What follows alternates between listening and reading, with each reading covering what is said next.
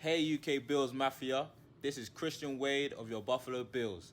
This is the Red, White, and Buffalo Blues, a UK Bills podcast with your hosts, Matt and Alex. Let's go, Buffalo! Woo!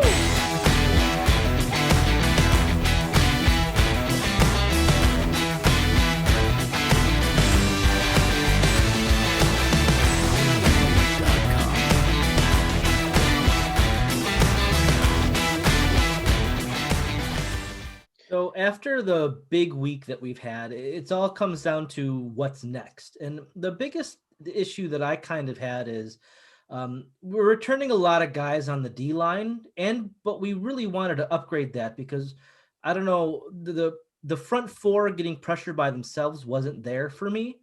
I just don't see us adding a free agent or spending the 30th pick on a D lineman now because they're all back. I know that Hughes is 33, Addison's 34. So let me walk that back. Probably in the draft, but not free agency.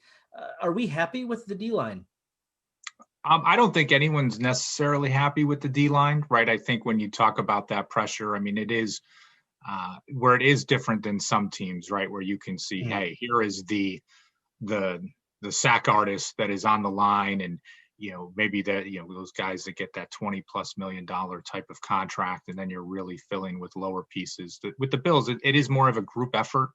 And I say that not in a bad way, right? You see in the way that they rotate their players with the contracts that they give, call it more established players, but not those high-end players, right? So look at last year's strategy. You sign Addison, Butler, and Quentin Jefferson. It's like, okay, you've got these three pieces.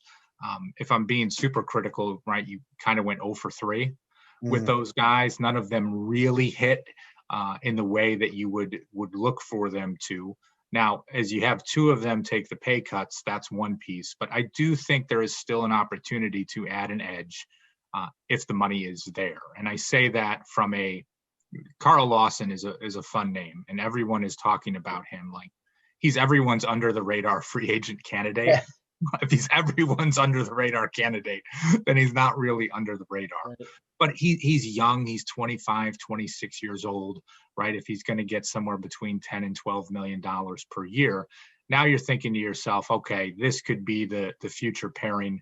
If your main two players are an AJ Epinesa and a Lawson, you can have them for the next at least 3 years together, right? Thinking of Epinesa's rookie contract as guys like Hughes and Addison will eventually age out. 5 defensive ends on the roster last year. That includes Trent Murphy, who, again, second half of the season was inactive a lot. But also Daryl Johnson, who, gives you a lot on special teams, but he would also be in the rotation at defensive end, right? He was not one of the guys that was just special teams like we were talking about before.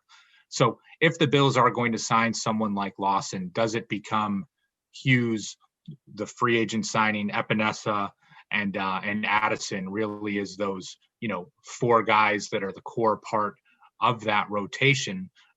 That's something that, that you could look at. It is an option there because in essence you are replacing someone like a Trent Murphy, but or is it an upgrade from a Daryl Johnson that you move forward with? So when you're talking about 5 spots, I think there's some room to work there with. And if anything, at least not to just say, well, they went for JJ Watt, so they're certainly going to go for a big defensive end, because Watt is, could be a hybrid defensive tackle, defensive end. He could fill a couple of different spots in that sense. But I still think they're going to look to make a move in free agency at defensive end. Just how big of a move it's going to be. It's going to be fun to watch. Yeah. I mean, obviously with free agency and now the cap space that we've got, as say, Spotrac saying it's 4.9. Joe Biscaglia, I think yesterday said it was like 6.7, 6.9 available cap on there. Most people have obviously clambered for that Jonas Smith, Hunter Henry type playmaking tight end on there. With the limited cap space, is it worthy of taking someone like a Jared Cook for on a 1-year deal, or draft a Brevin Jordan or Pat Fryermuth, and would the offense be able to repeat the success they had last year, obviously with now Brown obviously out of the building? Yeah, it's my opinion is not the most popular when it comes to this, but I think the Bills, when it comes to a veteran standpoint, should just re-sign Tyler Kroft to like a 1 year, Yeah, 1.5 or $2 million type of contract. I'll be on board with that. You've got a supporter in me. Yeah. All right. Listen, usually everyone looks at me like I'm crazy when I say it because, I get, you talk about a Zach Ertz or a Jonnu Smith or, guys that, trade for this one, or people throw out Hunter Henry. I'm not ready to give up on Dawson Knox just yet. I say that, and you hear enough people talk. Lee Smith actually in that same podcast was talking about the traits that he has and the athleticism and what he can do. And he just kept saying, like, do not sell this guy short because the arrow is still pointing up for him. And, now as we get to this point, my philosophy at least is you've got to fix the pass rush, and any resources that you have left, at least from a free agency standpoint, probably go there. And I keep saying too, you have Cole Beasley and you have Stephon Diggs, you have Gabriel Davis.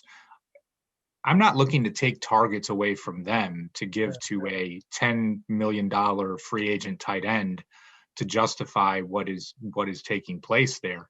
I'd like to see those guys continue to catch passes. I want to see Zach Moss catch passes. I want to see Dawson Knox catch passes. The lack of patience sometimes from Bills fans, and I talked about it on my podcast, you think of Knox, Ed Oliver, Singletary, Cody Ford, like those four guys from the 2019 draft. All four of them had a little bit of a sophomore slump, right? Like they definitely showed great promise as rookies, maybe less with Ford, right? Like him being at guard was more comfortable for him. But you hear members of the media, you hear Bills fans in a way just like, oh, well, we need to upgrade over Knox, or I'm done with Singletary, or even people talking about Oliver in a way of just, it just is like, listen, sometimes in that second year, players will have a dip. Deion Dawkins, Tre'Davious White, Matt Milano, all three of those players had slumps as sophomores. So you've got talented players that know your system, that work hard, that still have not scratched their potential yet. Don't be in such a hurry to move on from them for the new shiny toy when someone like Knox, I look at him and say, if I have limited resources, I'll spend them someplace else. Maybe to get a tight end in the third round, right? You can look at one of those guys to come in, provide some competition, push him a little bit, but not where I'm making a huge investment when you talk about free agency. Yeah, especially in a year where the cap goes down, patience is important because you have to rely on your guys. Not a lot of contracts are going to be able to get signed out there. But it's not easy to have patience, right? I mean, you made it to the AFC Championship game last year. You're thinking like, what's the peak? Right? You think like the Super Bowl window is now. What is that? What is that next piece? And I guess if I thought it was a tight end, maybe I would be a little bit more on board with that. And I find myself at times like, you think, hey, if you upgrade at this weapon, or do you get a bigger, wide receiver type to replace John Brown type of piece? And you just take a step back and have a little bit of patience. Yeah. The piece is probably more on the defense, right? So like looking at the roster now and considering free agency, what is the positional needs? I mean, cornerback too now is the one that stands out after edge rusher. I think is you look at the D line, right, and you want it to be better, but we talked about that before and what that can look like. Cornerback too is the question mark. And we've heard Brandon Beane, he was on with Richard Sherman and Chris Collinsworth, and he touted Dane Jackson, which I think was great. I mean, going back to what I said before, right? Okay. 7th round pick. I mean, if this guy ends up being, a starting cornerback, what a great find and what takes place there. And we certainly saw him flash as a rookie, right? When he would get called up from the practice squad and forced into playing, that he showed some promise in a similar way to what we felt with Levi Wallace before. I mean, I remember talking about him as an undrafted free agent, as the guy that I was most excited about, started at Alabama, like his story of going from being a walk-on to earning a scholarship to becoming a starter.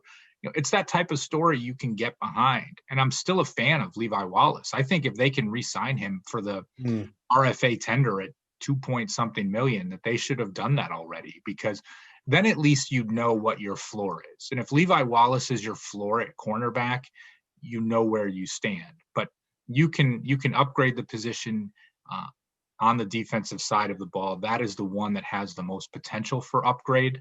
And I would like to see the Bills do it in the draft, because you have a lot of money now invested in Micah Hyde, Jordan Poyer, Tre'Davious White, those 3/4 of your defensive backfield. Go get a young guy on a rookie contract, and let's see what he can do.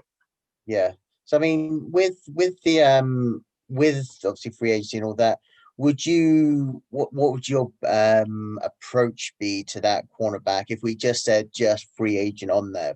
Would you go for a like of Patrick Pearson, AJ Bowie, a bigger name one, or go for someone like I'm just trying to pick out a name out of the hat here, like a Chiobi Awuzie or a Jonathan Joseph, that type of player, the lower down, which are not going to command that much money? Would you be a one to pay a high guy a little bit of money, or someone that that you can get for a reasonable amount? They'll make a good production, and then look into the draft to develop that player. Yeah, I would not look to sign any big name cornerbacks, right? Richard Sherman's name had been thrown out there after, he and Bean were on that podcast together and developed a nice rapport. It sounded like almost Collinsworth was making a pitch, and I think that led to that conversation taking place. But you could see it because, right, the Bills adding that veteran cornerback in the room, that philosophy. Well, Tre'Davious White is the veteran in the room now.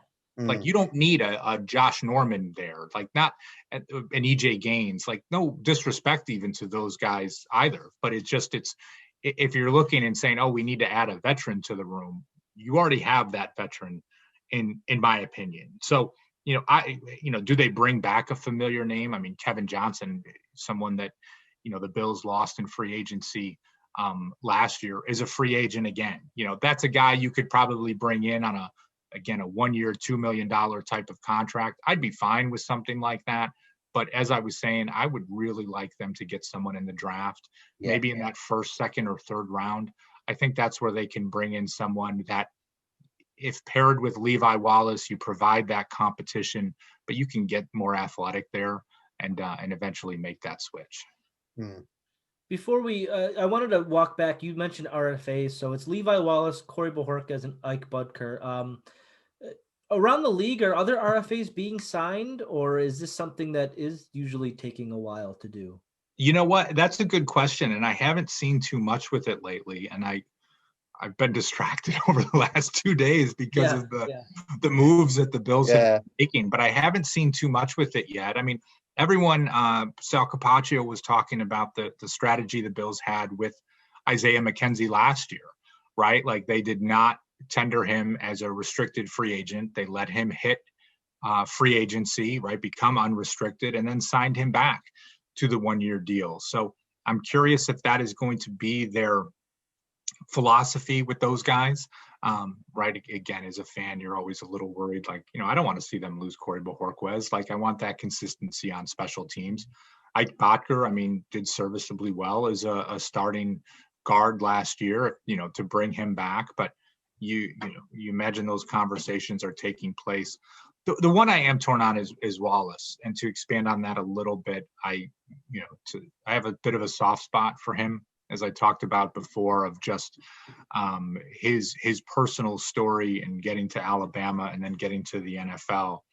And it's like, hey, if he hits free agency and gets paid, good for him. Right. Has been a good starter in Buffalo. We know that the team can upgrade there, but I'm a fan of Levi Wallace as a person. And if he hits free agency and signs a multi-year deal and gets paid, I know not to say like, hey, getting 2-point-some million dollars, like that's still doing okay. But when you talk about the wealth that can change and set up your family for life, I'd like to see Levi Wallace get what he deserves. Usually Yeah. when you say someone gets what they deserve, it's in a negative light. I'm trying to say it as positively as I can. Yeah. No. So before we go on, what we're going to do is we're each going to make a little a pitch on who to pick at 30. I just want to discuss the recent mock you put on just literally today. You actually did a 7-rounder with through the Draft Network with a few trades in there. I just really want to go through that with you and just obviously hear your explanations and just just a bit of discussion on that. You actually traded down in the first round pick with the Bucks. Great idea. Well, and go ahead, Matt. I'm sorry. And to select Creed Humphrey on there. Now that I do like the idea, and I think on our last show, I was a bit of an advocate for trading down because you can pick up the valuable pieces in 3, 4, 5 and all that to add the depth onto it, knowing that we haven't got too many glazing holes on there. But the pick I like with Humphrey, as you've put on there, gives that flexibility in there. Well, and it's a fine line too, right? And you go to the draft simulator at the draftnetwork.com, and as you guys know, you can just have a lot of fun with it, right? Yeah. Play out different scenarios. If I go with this position at 30, how does that change things? Or, as you flip flop, and each week I do a different type of mock draft. And of course, I'm not just going to do a straight mock draft every week. You've got to look at those different scenarios, or it gets boring. And people will even ask, why do you do mock drafts before free agency? And it's like, guys, it's fun. Like, it's just, it's something to do. It seems like enough of the fans engage and enjoy it. And I enjoy it. And we're with not this, talking about hockey, so right. Nothing else to talk about. Nothing else to talk about. So, in this scenario, I traded down from pick 30 to 32 with Tampa Bay and, added an additional 3rd round pick for Buffalo. And every time you go through this, it's like I never truly love the options that are there at pick 30 when I go through, but all of a sudden you get to pick 61 or you get to pick 93. And it seems like, oh man, there's 3 or 4 different directions I could go here in each of those scenarios. So it's like, hey, if you can trade down and add a top 100 pick, what can that really look like, and what could that do? And you don't want to trade back too far, right? So in this scenario, when and I'm a subscriber, so Tampa Bay pops up with this trade, and I'm just like, all right, I'm going to click and accept that, and it seems reasonable enough. So this week I went with Creed Humphrey, the offensive lineman from Oklahoma, which, in weeks past, I was looking more at offensive tackles because I was assuming Darrell Williams was gone. I was certainly looking at linebackers because I thought Matt Milano was gone. And now it really does allow you, and I know best player available seems like an overused term in a lot of circles because it's just, related to what the board looks like. But with those 2 players coming back, it felt like, you can do a little bit more of best player available. And I wanted to do something on the offensive line. You still talk about edge or you talk about cornerback. But Creed Humphrey is someone I keep coming back to a little bit, and not just what I would do, but what the Bills might do. And if you need to add someone that is kind of brings a little bit of nastiness to the offensive line, can play guard early in his career, but was a high performing center in his time at Oklahoma. Mitch Morris, took the pay cut this year, 1 more year on his contract. We still don't know what's happening with John Feliciano, similar to a position that Eric Wood was in when he was signed by the Bills, right? Eric Wood came in out of Louisville, a 1st round pick. I think he might have been picked at number 30 as well. And Wood came in, started at guard for a couple of, I think a season before taking over for Jeff Hangartner as the starting center. So I like that pick, and it's not like one of those flashy, sexy picks that you can take at 30 if you think of a pass rusher or one of the running backs or even a wide receiver and what that can be. But I consider Humphrey more of a sure thing, and to be able to draft the sure thing at 30 based on the needs that the Bills have, I liked it. I mean, that's a guy we all talk about our draft crushes each year. That's a guy that could work into that territory for me. Yeah. I mean, it's at 61. You've gone with Joe Tyrone Edge from Washington.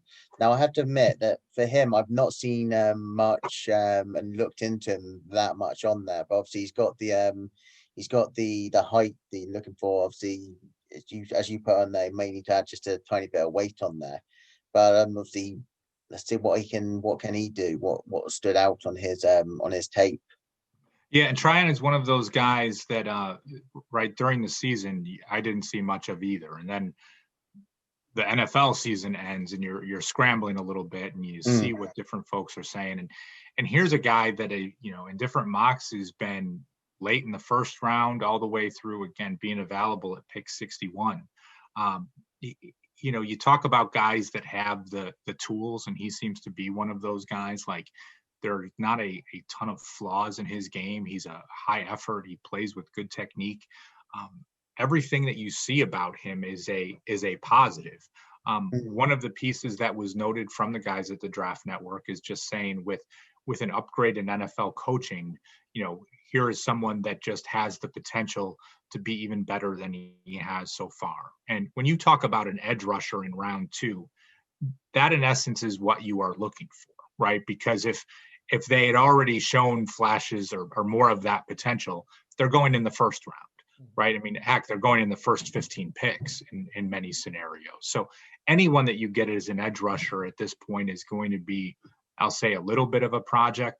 But if you bring in someone like Tryon, maybe as that 5th defensive end, again, with Addison looking like obviously now will be back, Jerry Hughes, maybe if they sign someone, that can be potentially an upgrade over Daryl Johnson as that 5th spot and giving you a piece for the future, because we're only going to have Jerry Hughes and Mario Addison for so long.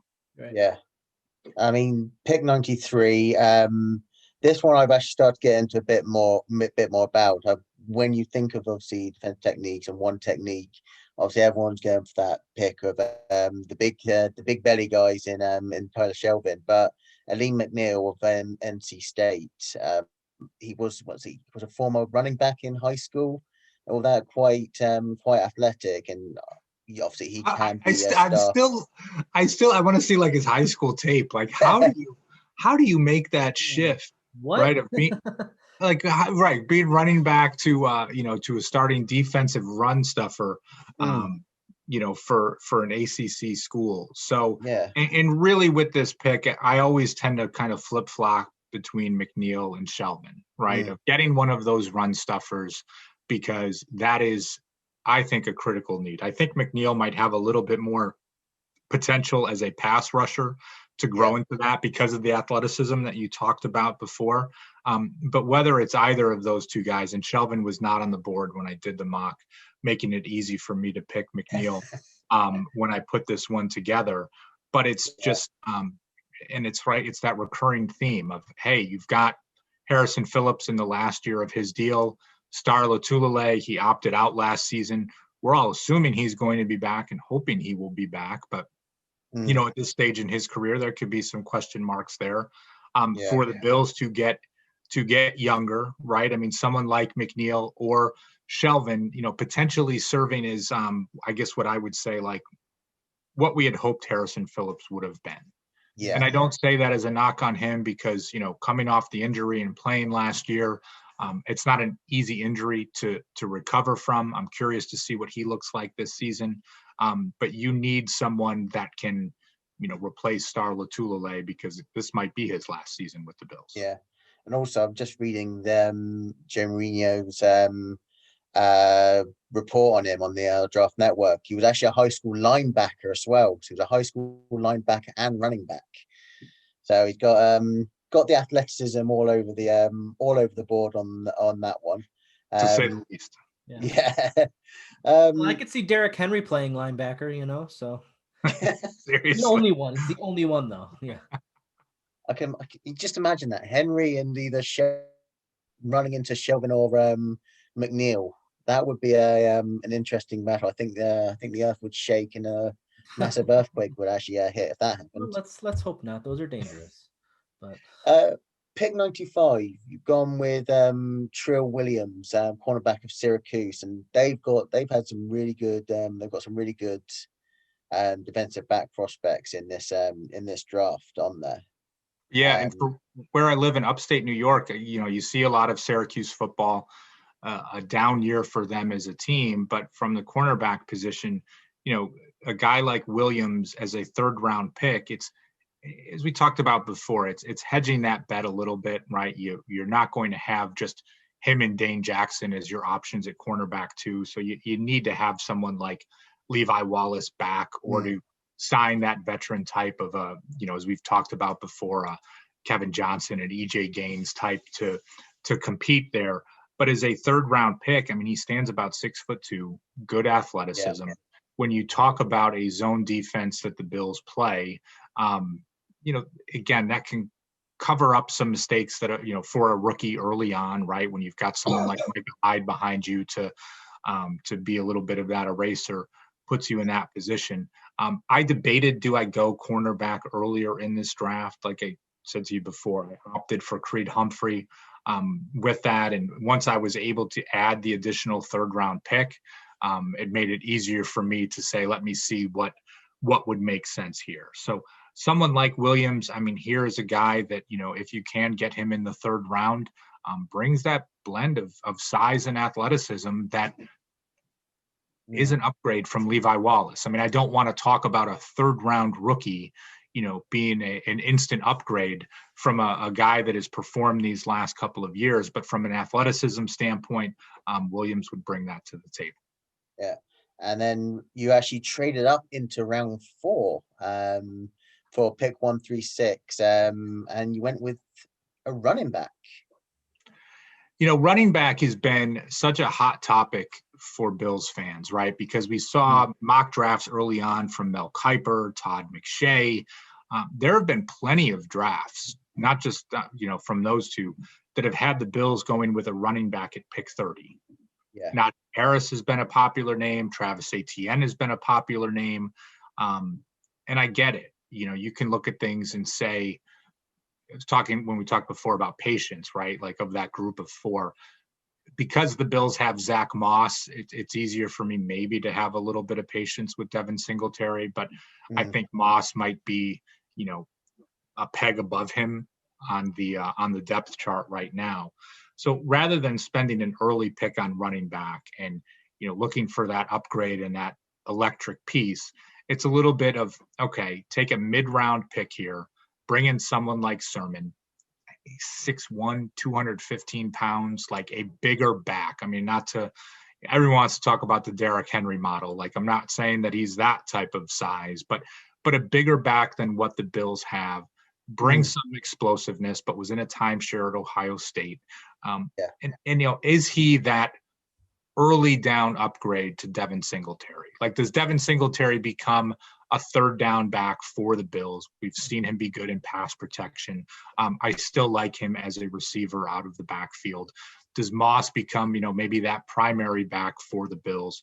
And then you have someone like Sermon that is a little bit more of a bruiser, right? Maybe you've got a second and short or third and short, but is a little bit more in that mold of, that bruiser that, in a way, I keep saying that term, but I can't think of a better one, like Zach Moss. Battering ram.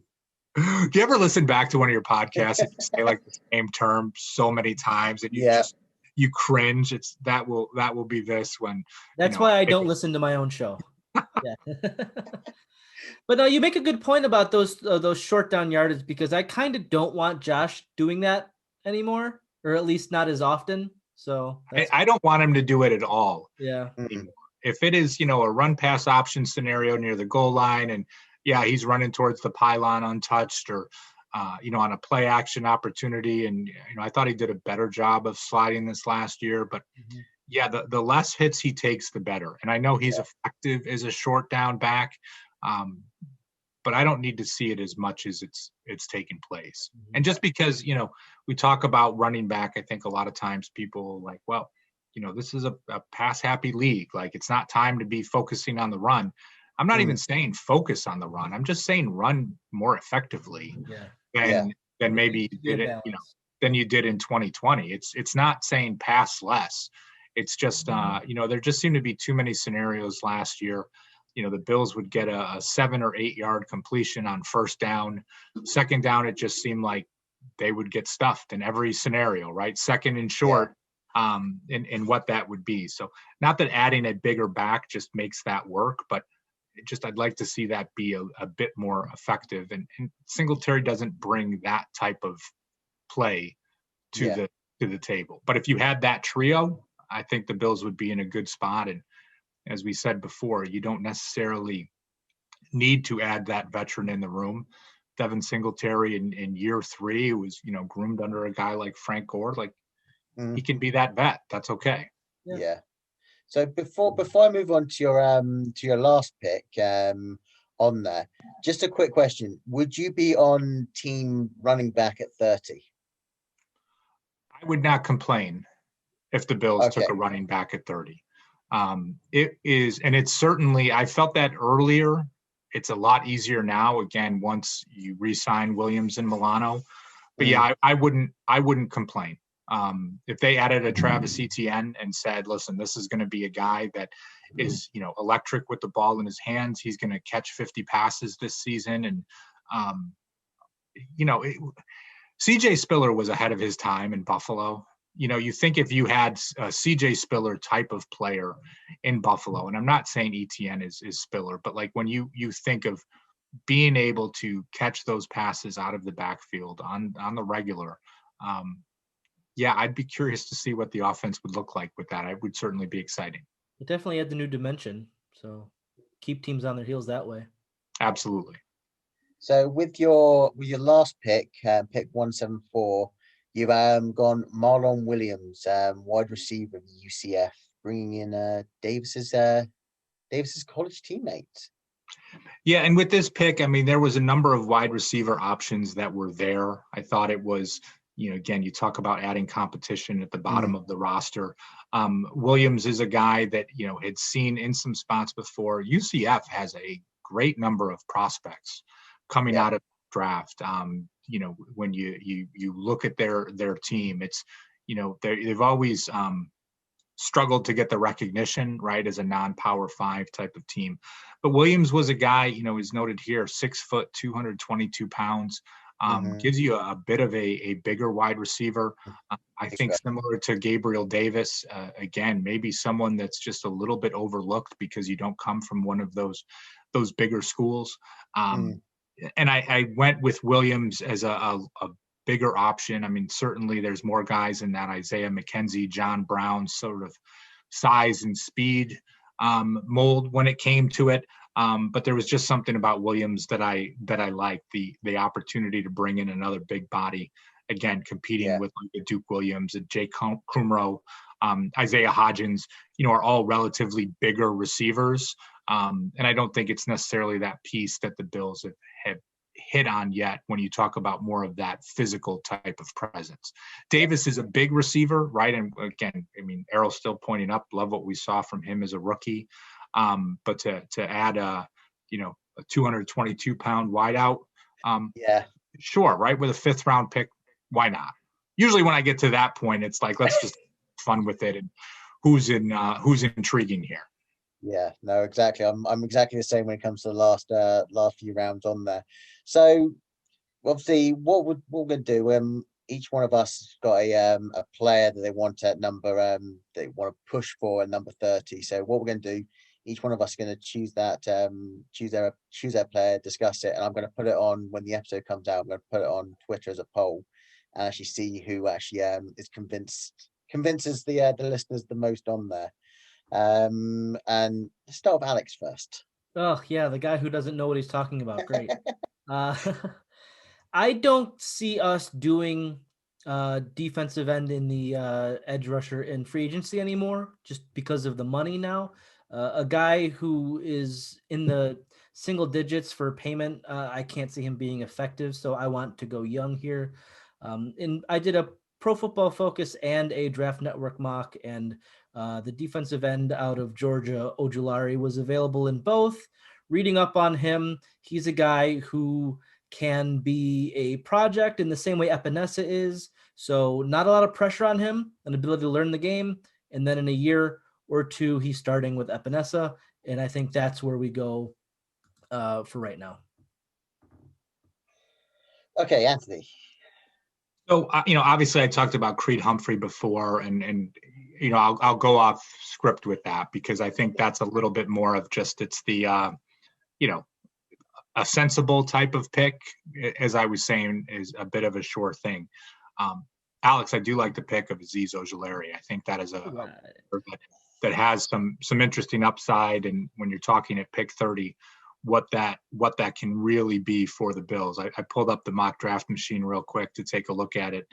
And a guy that I'll go with will come as a bit of a surprise, I think, because the Bills have re-signed Matt Milano. So fans might say, well, why would you look at someone like Zaven Collins from Tulsa? Oh, yes. And what I like about Collins is, and it was a conversation I was having with Joe Marino from Locked On Bills. We were talking about it.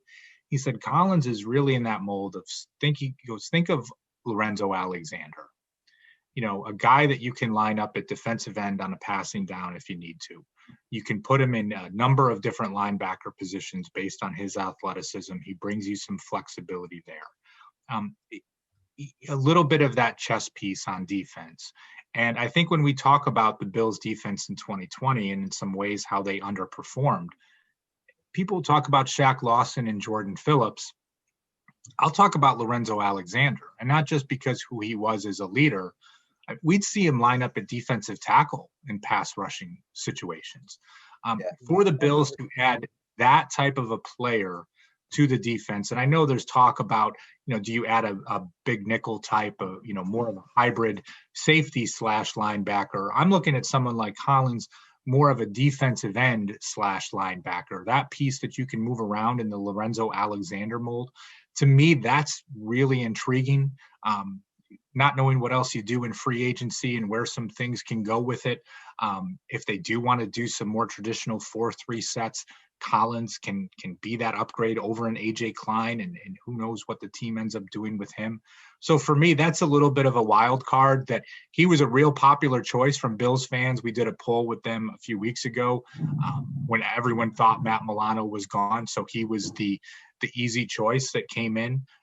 But if he can be in that Lorenzo Alexander mold for Sean McDermott and Leslie Frazier in the Buffalo Bills defense, that's a guy I still have my eye on. Okay. Me, I've been Matt with picking a safety probably. I've been flip-flopping through these when I've actually do it.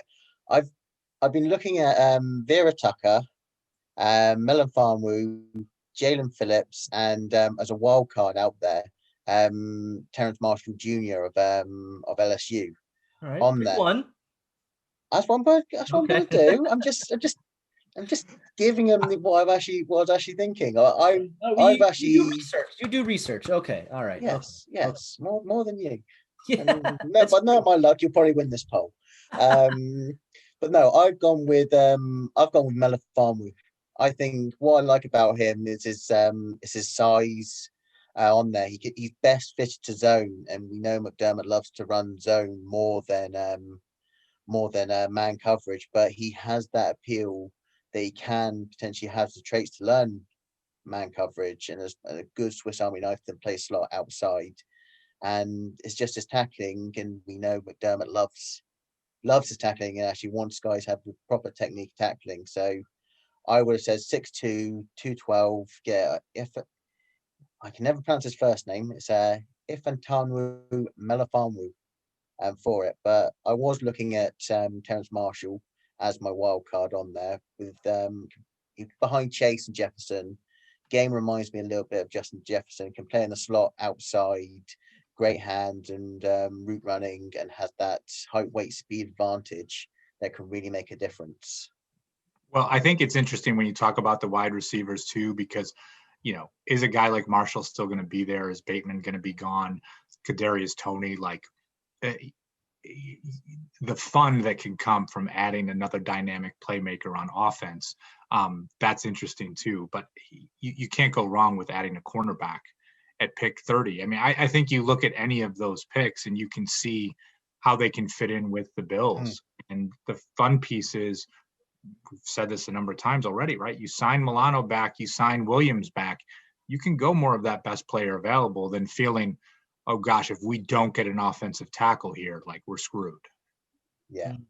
So I don't know about your pick, Matt. Honestly, like I look at the NFL draft, like I look at fantasy drafting, and your guy is not ranked near the 30th pick. I just want to say, in the two sites that I'm looking at, he's a trade down kind of guy. So that's a reach in my book. I think he hasn't had his pro day yet. Once he has his pro day. Okay. Yeah, the pro day. Yeah. So what I'm going to do then, I'm going to put in Olushari for Alex. It was Collins for you, Anthony, and Melifonwu for me. I'll stick that when the episode goes out on Twitter. See who has the who's made the best argument on there. Before we go, where can people find you and your work, Anthony? Well, you guys can always check out BuffaloRumblings.com. You can find me on Twitter at Marino, and we certainly have a whole lineup of podcasts that we have each and every week, and we'll have to have you guys on as we wrap up free agency, maybe to see if we got any of these things right. Or if we just were a bunch of jabronis like throwing stuff there that made absolutely no sense. So that sounds good. That's great. So Anthony, thanks once again for coming back on.